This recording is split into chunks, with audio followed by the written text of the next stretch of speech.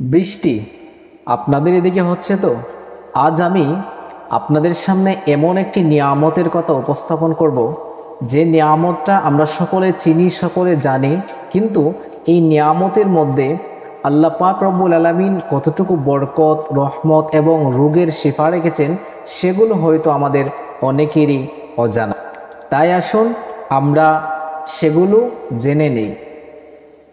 বুখারী শরীফের 5276 নম্বর হাদিসে হজরতে আবু হুরায়রা রাদিয়াল্লাহু তাআলা আনহু হতে বর্ণিত, আল্লাহ নবী রসুল আরবি সাল্লাল্লাহু তাআলা আলাইহি ওয়া আলিহি ওয়াসাল্লাম ইরশাদ করেছেন, আমার আল্লাহ দুনিয়াতে এমন কোনো রূপ অবতীর্ণ করেননি যার নিয়ামত, যার উপকরণ আমার আল্লাহ সৃষ্টি করেননি। সুবহানাল্লাহ।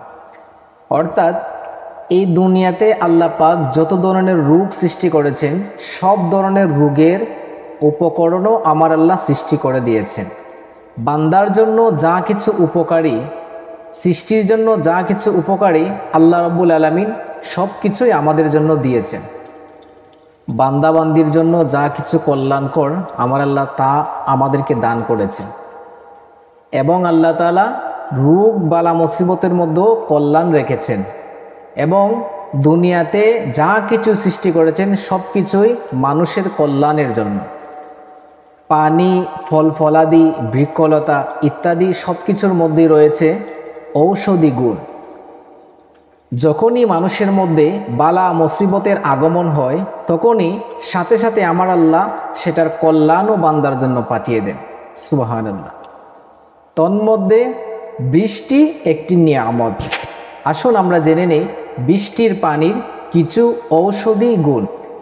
1 নাম্বার, বৃষ্টির পানি হজম শক্তি বাড়ায়, কারণ বৃষ্টির পানিতে থাকে অ্যালকালাইন পিএইচ, যা অ্যাসিডিটি কমায় ও হজম শক্তি বাড়াতে সাহায্য করে।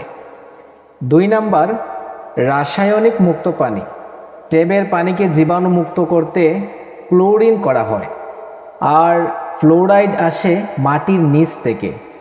বেশি পরিমাণে ক্লোরিন বা ফ্লোরাইড গেতে গেলে গ্যাস্ট্রাইটিস, মাথা ব্যথার মতো সমস্যা বেড়ে যায়। আর বৃষ্টির পানিতে ক্লোরিন বা ফ্লোরাইড কোনোটাই থাকে না। সেই জন্য বৃষ্টির পানি পান করা একেবারেই নিরাপদ। 3 নাম্বার, ক্যান্সারের মতো রোগের একটা মহা ঔষধ এই বৃষ্টির পানি। বৃষ্টির পানিতে থাকা অ্যালকালাইন পিএইচ ক্যান্সার কোষের বৃদ্ধি রুখে দেয়। 4 নাম্বার, পাকস্থলীর সমস্যা দূর করে এই বৃষ্টির পানি। ভারতের কোনো কোনো জায়গায় পেটের চিকিৎসায় বলা হয়ে থাকে প্রত্যেক দিন সকালে 2 থেকে 3 চামচ বৃষ্টির পানি খাওয়ার কথা চিকিৎসক বলে থাকেন, কারণ পাকস্থলীতে অ্যাসিডিটি বা আলসার থাকলে বৃষ্টির পানি সেখানে ঔষধের মতো কাজ করে। 5 নাম্বার, চুলের সৌন্দর্য বৃদ্ধি করে বৃষ্টির পানি। কোনো মিনারেলস না থাকায় বৃষ্টির পানি অত্যন্ত কোমল। এই পানি শ্যাম্পু ও সাবানের চেয়েও ভালো কাজ করে। 6 নাম্বার, ত্বকের সৌন্দর্য বৃদ্ধি করে বৃষ্টির পানি। ত্বকের জন্য খুবই উপকারী। বিজ্ঞানীরা বলেছেন, যদি ভালো ত্বক পেতে চাও তবে বৃষ্টির পানি খুবই উপযোগী। এবং 7 নাম্বার, প্রতিদিন সকালে যদি সূরাতুল ফাতিহা 7 বার পাঠ করে 1 গ্লাস পানিতে 7টা ফুঁক দিয়ে পানিটা পান করা হয়, তাহলে সকল রোগের তীব্রতা কমে যাবে ইনশাআল্লাহ। এই আমলটা করতে পারলে সব ধরনের রোগ আস্তে আস্তে করে নিরাময় হতে শুরু করবে।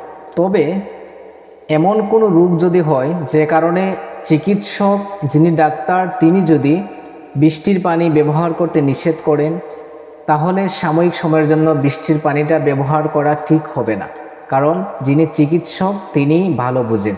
যখনই বৃষ্টি শুরু হবে তখনই আল্লাহ নবী সাল্লাল্লাহু তাআলা আলাইহি ওয়া আলিহি ওয়াসাল্লামের শিখিয়ে দেওয়া একটি দোয়া অবশ্যই পাঠ করে নেবেন। দোয়াটি হলো আল্লাহুম্মা সাইয়্যিবান নাফিয়ান। এই দোয়াটি অবশ্যই পাঠ করতে ভুলবেন না। এবং বৃষ্টির সময় দোয়া কবুল হয়ে থাকে। তাহলে বোঝা যায় আল্লাহ পাক রব্বুল আলামিন আমাদেরকে কত ধরনের নিয়ামত দিয়েছেন, তা আমাদের কল্পনার চিন্তা ধারণার বাহিরে। তারপরেও আমরা কৃতজ্ঞতা স্বীকার করছি না, শুকরিয়া আদায় করতে আমরা অকৃতজ্ঞ। আমরা অলসতা করি, শুকরিয়া আদায় করি না। এখন যদি প্রশ্ন করি, আপনারা যারা আমার ভিডিওটা দেখতেছেন, মন থেকে দৈনিক কতবার আমরা আলহামদুলিল্লাহ শব্দটি বলি? মনে হয় না এখানের মধ্যে 100 জনের মধ্যে 5 জন ব্যক্তি পাওয়া যাবে যে মন থেকে দৈনিক 10 বার শুকরিয়া আদায় করি অথবা 5 বার শুকরিয়া আদায় করি। তারপরও আল্লাহ পাক আমাদেরকে কত বড় বড় নিয়ামত দিয়েছেন, আলহামদুলিল্লাহ।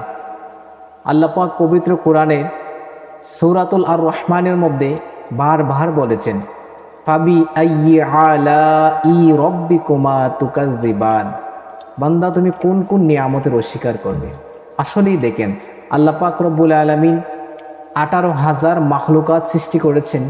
এর মধ্যে আল্লাহ পাক মাত্র জিন এবং মানুষ, জিন এবং ইনসান, এই দুইটা জাতি বানাইছেন আল্লাহর ইবাদতের জন্য। বাকি 17,998 রকমের জাতি আল্লাহ সৃষ্টি করেছেন একমাত্র মানুষের ইবাদতের জন্য। সুবহানাল্লাহ। আল্লাহ দেখেন, যা কিছু সৃষ্টি করেছেন মানুষ ব্যতীত, প্রত্যেকটা জিনিস আমাদের উপকার করে, আমাদের কাজে লাগে। তারপরেও আমরা অকৃতজ্ঞ। আল্লাহ পাক যেন আমাদেরকে সঠিক বুঝ দান করেন এবং আমাদেরকে সে অনুযায়ী আমল করার তৌফিক দেন। বেশি বেশি করে শুকরিয়া আদায় করবেন। আমিন। বিজাহিন নবীল আমিন সাল্লাল্লাহু আলাইহি ওয়াসাল্লাম।